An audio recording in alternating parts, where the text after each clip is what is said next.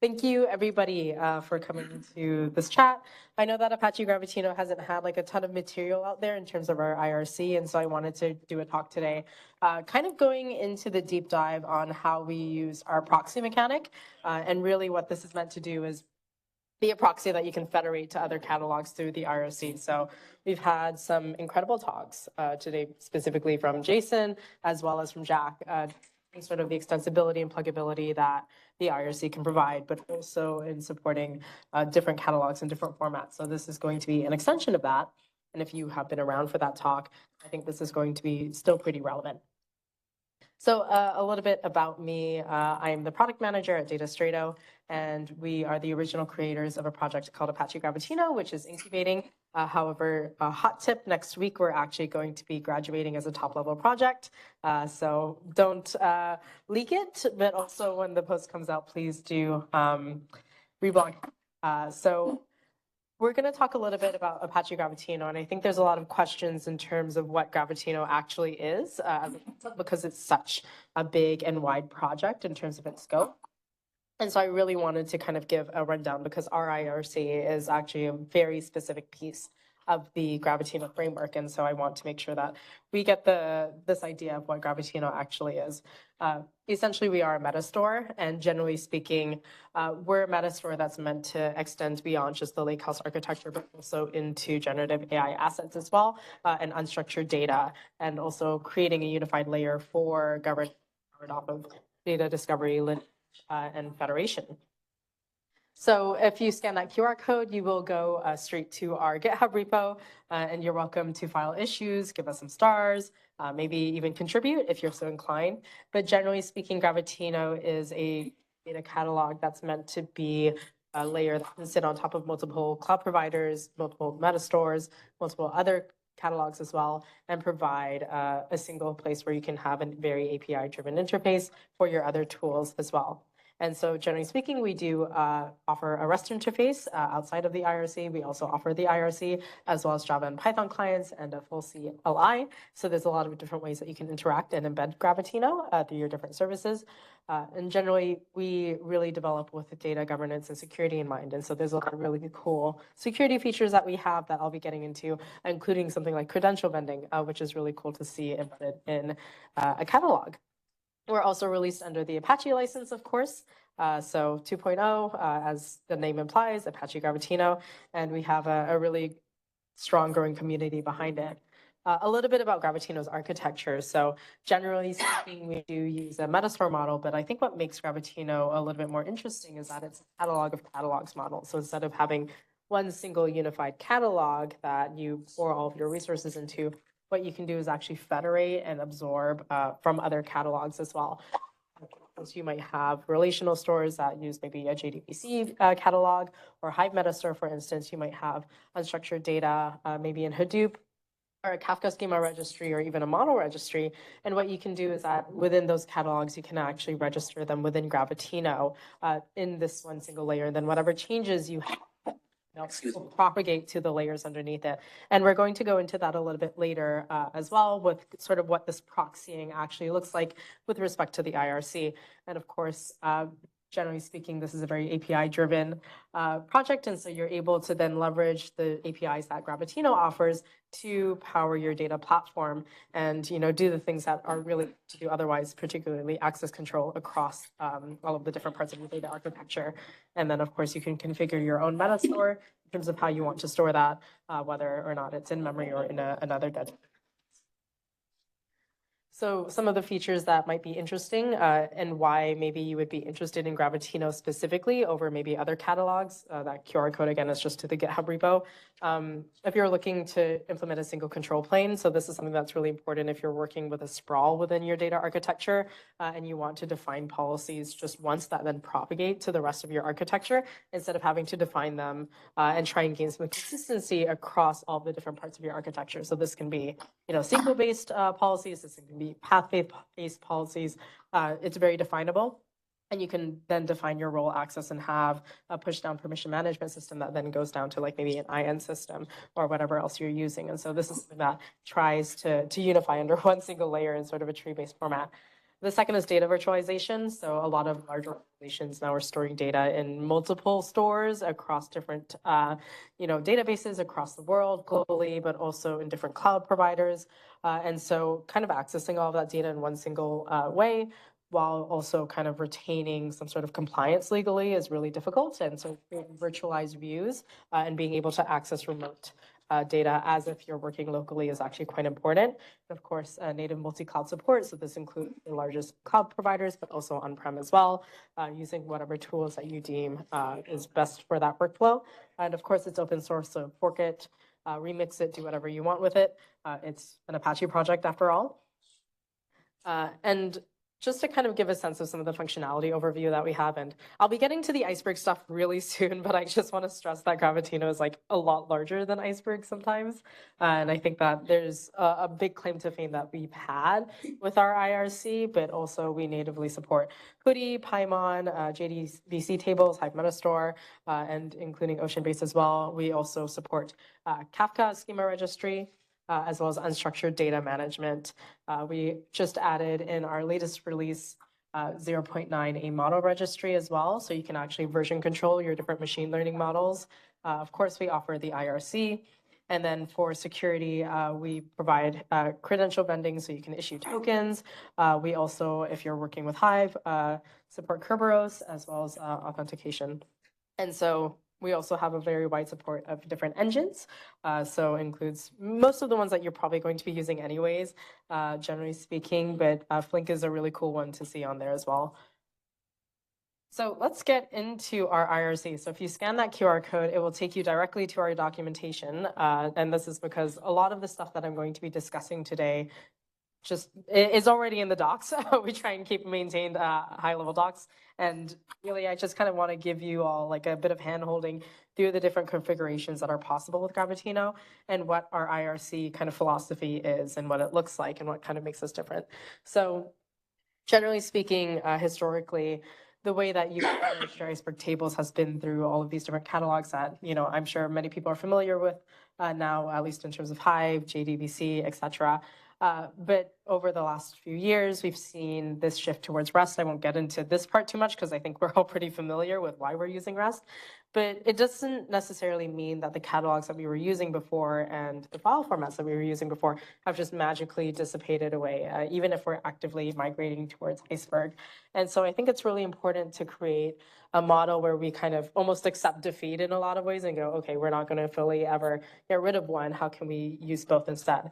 And so Gravitino's IRC can actually federate downwards through a proxy model. So any changes or REST calls that you make to Gravitino's IRC can actually be pushed to be configured to another catalog as well, including Hive, including JDBC or a custom catalog, as we've seen with Lance as well. And this can be used with all the engines that we support, which is really cool. So some of the ideas here is that, let's say if you're using your IRC to do your different Iceberg table management and optimization systems, you generally want that to be handled in one sort of unified way. But once you configure a specific backend that you want, let's say for Hive, for instance, you can then have those changes also be consistent with Hive Metastore. So you might have a different tool that's relying on that Hive Metastore, for instance. And so you want to be able to have everything unified and consistent across the different parts of your stack. This also includes JDBC and the normal Gravitino backend that you might have in memory. So some of the benefits of using a model like this generally mean that, one, you can go straight to one single point. And so I think that if you were at Jack's talk, maybe you've seen something that looked very similar to this. And the idea is quite simple, right? If you can have a single point for your IRC to make all of your changes and to commit all your changes, can you then natively support all of these other different formats and all of these other different tools that you might be also using as an aside that might be necessary for your entire stack? So generally speaking, if you're able to move some of that customization and the logic, you can move it from the server side, which makes things a little bit easier to control and make things a little bit more consistent and scalable. But one of the best things too is that instead of having multiple catalogs side by side, you're able to obscure the catalogs that maybe you need to use away from the user, right? And so from the user perspective, they're able to just make the calls without necessarily having to think twice about it, and it's just REST, which is nice. And then let's say you're not able to only use a single, IRC to do all of your operations, you still need to have the backend. You're able to then still have HMS there, or maybe you're still migrating in some sort of way. And then you don't really need to have the user know that. And so that makes it a little bit easier to work with as well. And of course, if you're working with, a large number of different namespaces, you can actually help solve some of these client problems that you'll typically have with this sort of proxy process. Another nice benefit of the Gravitino model is that if you're making a normal Gravitino REST call alongside an Iceberg REST call, there's going to be consistency between them, and they're not going to necessarily conflict. And so this is one of Gravitino has kind of been built with in mind to be very friendly to this sort of process. So you might have two different REST calls coming in from two different places, but generally speaking, the operations are going to be consistent, and you're not going to have any sort of like locking or overriding that will make things too complicated. And this will help you extend out the Gravitino REST API as well, while still keeping the IRC. So in terms of Gravitino, of course, we follow the Iceberg REST spec. So this is something that we were one of the first very coolly to be able to release an IRC specifically for Gravitino. And then, of course, you can access it as a standalone service as well. So within the actual code base in the repo, it's been modularized out. So it's a standalone now. So you can just rip that out if you just want that Gravitino IRC without necessarily having to have the bulk of Gravitino, because Gravitino can be a very big commitment and some people don't need it. We do also have a lot of extended capabilities as well within the specific IRC. So of course we support the Iceberg REST API and all of like the different tables and namespaces. We do not currently yet support the multi-table transactions or pagination. This is something that we're still working on.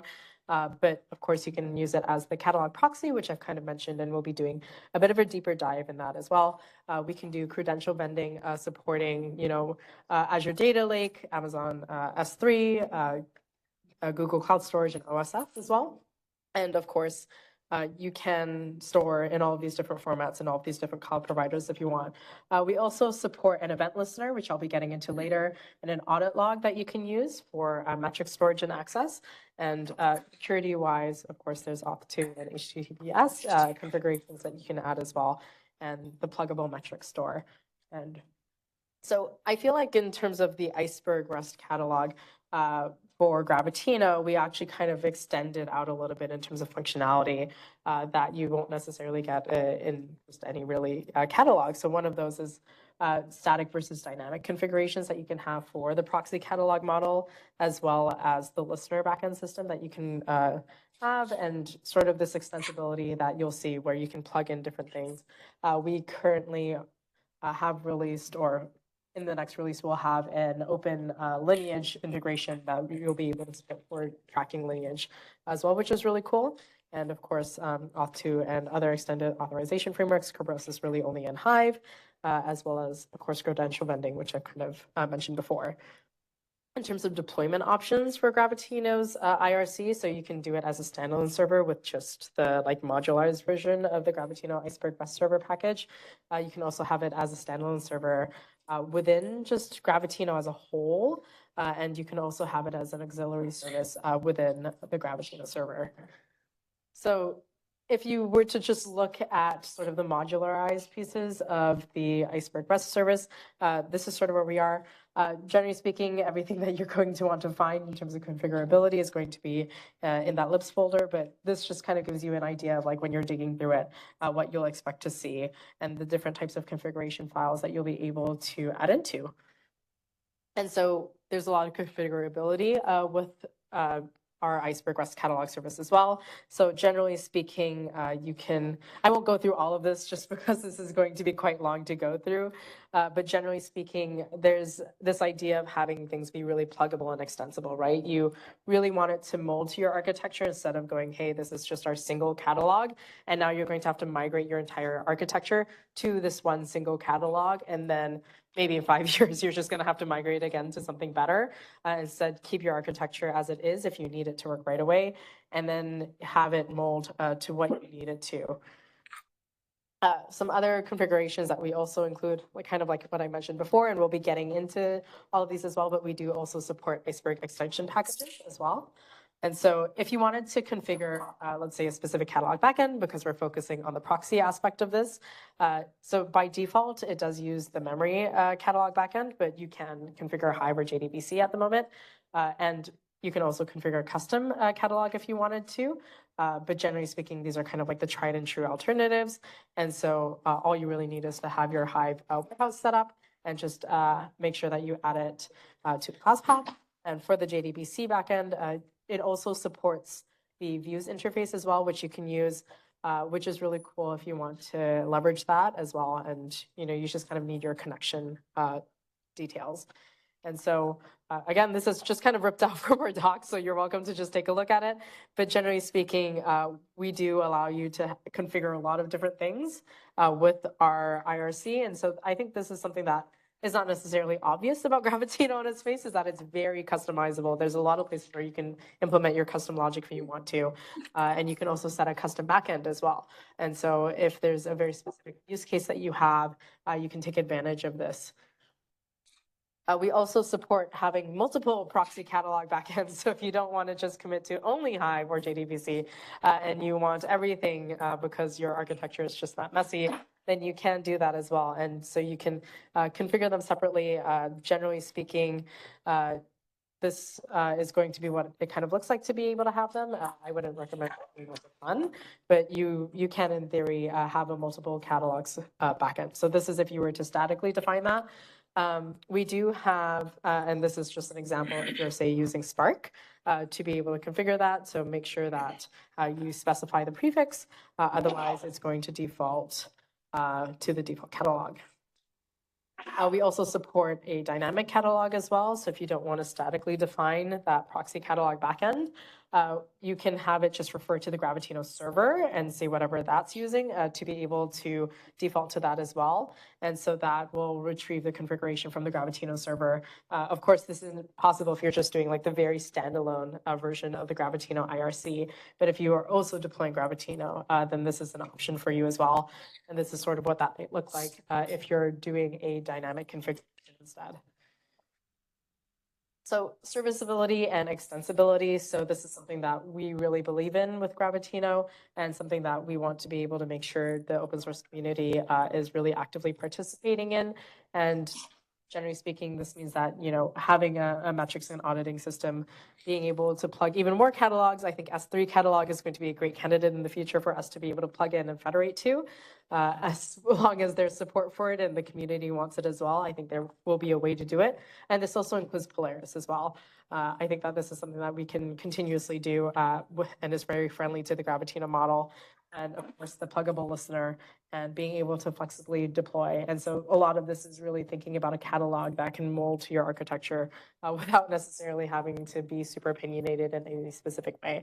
So the IRC also has a pluggable event listener that kind of comes with Gravitino.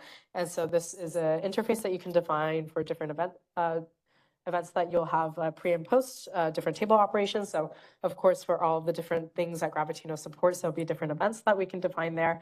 But with respect to just the IRC, which we'll get into later, we have different table operations that we might want to have different listeners for as well.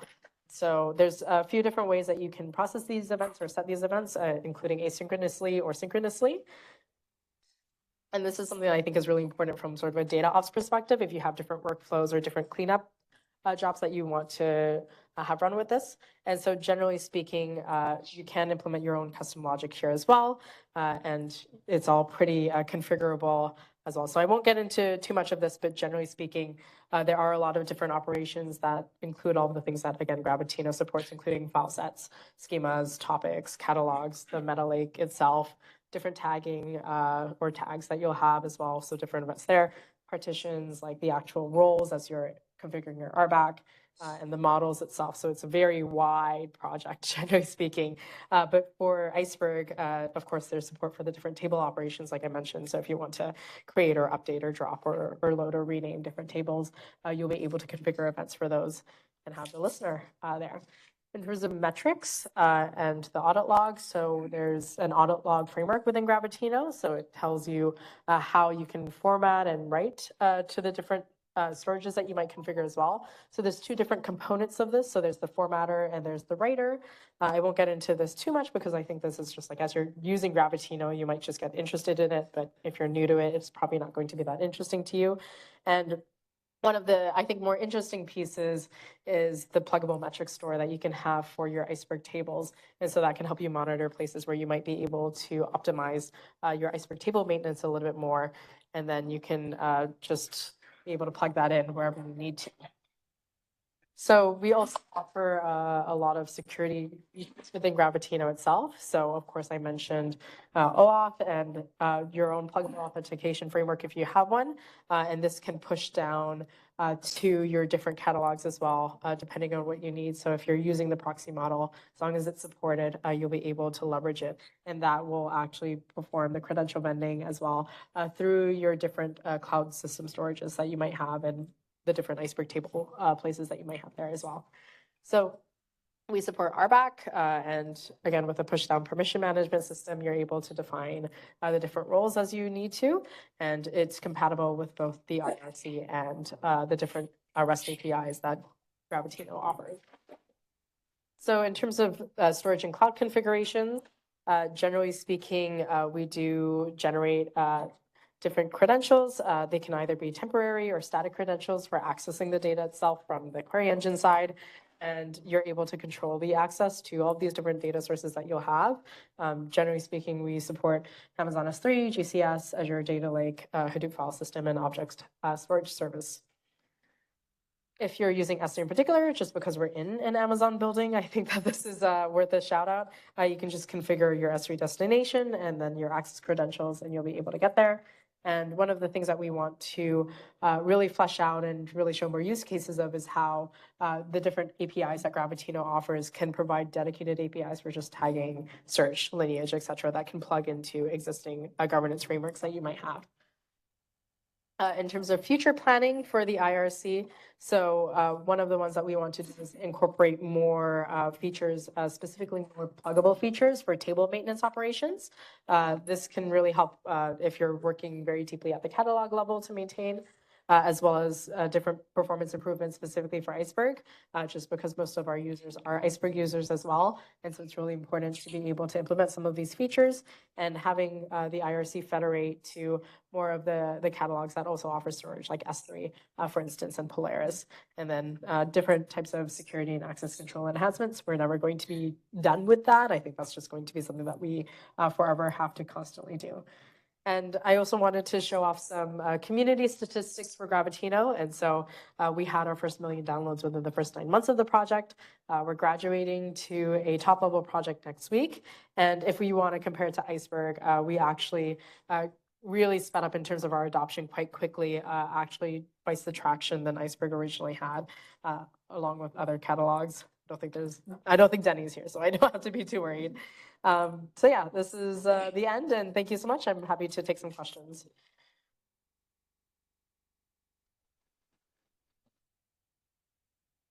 Sure, I think you put up a slide around the data virtualization aspect, right?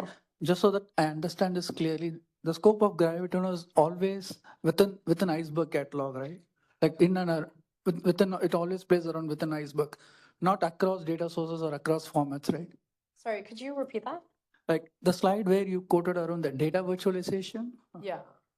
I think it should be at the beginning, I think. Because the term data virtual is loosely used around across data sources, across tables or formats, right? So here, just to be sure that it is Iceberg tables across multiple cloud providers or multiple regions, right? Not beyond Iceberg table. No, it's beyond Iceberg table. Yeah. Okay. So then it means like it's a equivalent to some kind of lake federation.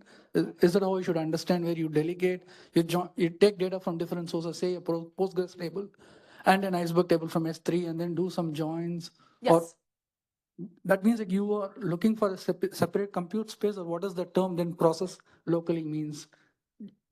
You have your own compute, or You have a separate system for So compute? you compute. So we do like a bring your own cloud model. So if you were to deploy Gravitino yourself, you would have to define where that happens. Okay. So there's sort of two different like use case examples I can kind of quote here. The first is data virtualization within our unstructured users. So for instance, you can use our like virtual file system to join across different unstructured files or data files that you'll have within or different file sets. So both remotely and locally as well. And so we provide a layer on top of that for the virtual file system, or at least Gravitino does. And the second is that we do provide oftentimes cascading connectors. So if you want to have like multiple Trino instances as well, you can be able to join as if it's local just by having a cascading query. So basically Gravitino holds the metastore and the statistic information, and the intelligence is done at Gravitino depending on the query, whether to push down to source A or take both of them together and push it to C. All those intelligence are built in Gravitino. So yeah, you define it in Gravitino, which one you would prefer. Sometimes it's good to optimize there, but it can be like if you have a very specific rule where this data has to stay in this region, you can just have the virtualized join instead. No, because I think as an user, I just query table A, join table B, right? Now, how that happens is the planner or the optimizer comes into effect, right? That decide. So Gravitino is making the decision here. Yes. Yeah, but you can implement custom logic if you have a very specific use case. Yeah. Okay. Interesting. Yeah, thank you. Yeah, no worries. Thank you.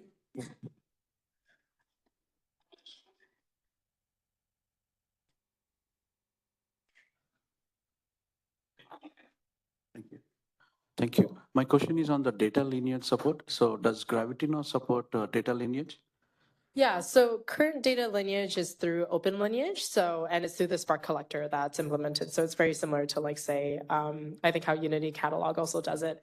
So the lineage that we have has to be through the Spark collector. And so if I go here, for instance,